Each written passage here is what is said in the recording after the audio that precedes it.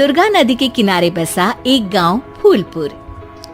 गांव में कुछ 100-150 लोग रहते थे।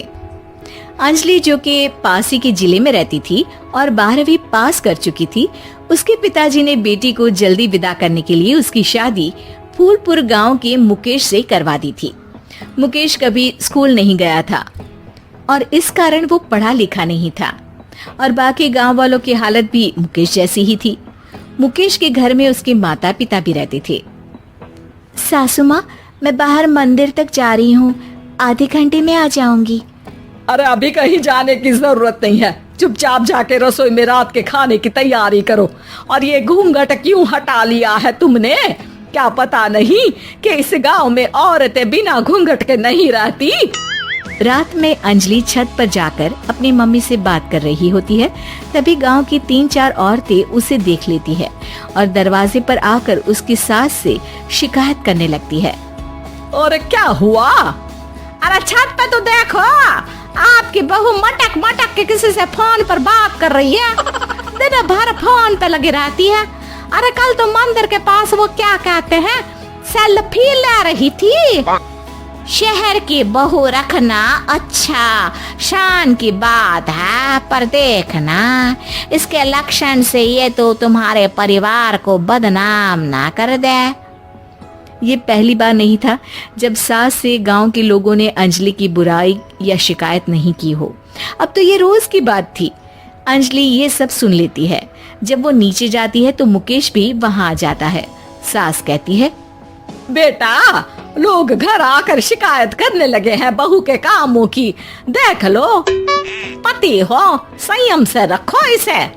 माँ जी, मैं तो अपनी माँ से बात कर रही थी क्योंकि यहाँ कोई बात करने लायक ही नहीं है और अब मैं माँ के पास ही रहूंगी। वहाँ क्या रहना, वहाँ बाहर के लोग तो ठीक है पर घर के लोग भी इज्जत ना दे सके। अरे नहीं नहीं अंजलि, ऐसा नहीं है, धीरे धीरे सब ठीक हो जाएगा, तुम फिक्र ना करो। अरे बस कुछ बोलना ही नहीं है, सर पे चढ़ा रखा है बहू को। सास मुकेश की नरम बात सुन के वहाँ से मुंह चढ़ाकर चली जाती है। मैं तो कहती हूँ हम दोनों शहर चले जाते हैं। मैं पढ़ी लिखी हूँ, मुझे वहाँ नौकरी भी मिल जाएगी और थोड़े दिनों में आप भी वहाँ कुछ काम ढूंढ लेना। अरे नहीं नहीं अंजलि, हम यहाँ ना गांव का खेत, माँ पिताजी को छोड़कर शहर नहीं जा सकते। माँ पिताजी को कैसा लगेगा और गांव वाले क्या सोचेंगे? ये कहकर मुकेश सोने चला जाता है और अंजलि की गांव वालों द्वारा बुराई का सिलसिला बहुत दिनों तक चलता ही रहता है। लेकिन अंजलि गुस्सा ना दिखाते हुए समझदारी से काम लेती है। बारिश का मौसम चालू हो जाता है। जोरदार बारिश से पूरे गांव में हाहाकार मच जाता है।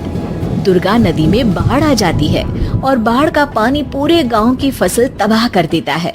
फसल की ये हालत देखकर गांव वाले निराश हो जाते हैं और बात तो यहाँ तक पहुँच जाती है कि कुछ लोग तो अंजलि को इस सब का दोषी ठहरा देते हैं। अरे पूरी फसल तबाह हो गई, पता नहीं किसकी नजर लग गई है।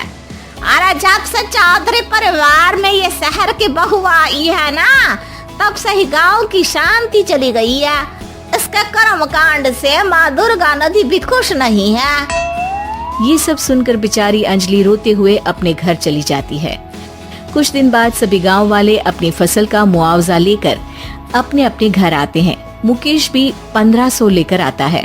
अंजलि को जब पासबुक दिखाता है तो अंजलि हैरान हो जाती है।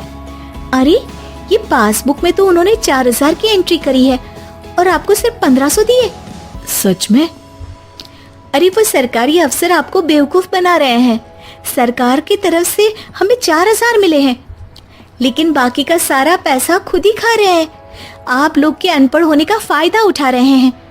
ये सब सुनकर मुकेश परेशान हो जाता है लेकिन अंजलि उसे हिम्मत से काम लेने को कहती है और सुबह होते ही मुकेश को पंचायत कार्यालय ले जाती है और साथ में गांव के और लोगों को भी।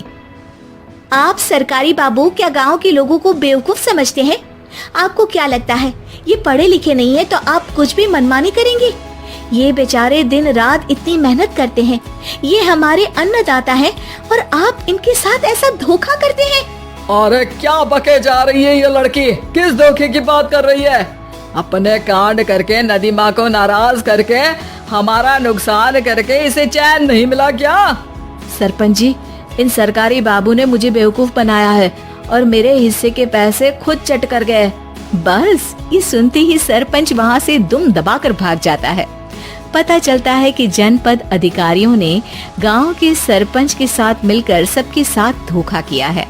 सब लोगों का विरोध शुरू हो जाता है और आखिर में अधिकारी सब गांव वालों के हिस्सों के बचे हुए पैसे उन्हें लौटा देते हैं और कई दिन तक सरपंच गांव में लौटता ही नहीं। अंजलि, तुम नहीं होती तो हम गांव वालों को तो पता ही नहीं चलता कि ये हमें हर बार बेवकूफ बनाते हैं। हाँ हाँ अंजलि बेटी, हमें माफ कर दो। हम सब तुम्हें बुरा भला कहते रहे, लेकिन तुमने ही आज हमें बेवकूफ बनाने से बचाया है। हमें तुम पर गर्व है बेटी। अब समझ आया कि सरपंच तुमसे नहीं, तुम्हारे पढ़े लिखे होने से नफरत करता था। क्यों ना इस बार हम अंजलि को ही सरपंच पद के लिए चुन ले? क्या कहते हो गांव वालों? पढ़ी लिखी सरपंच। बस पूरा गांव अंजलि के लिए ताली बजाता है और अंजलि की सास उसे खुशी से गले लगा लेती है।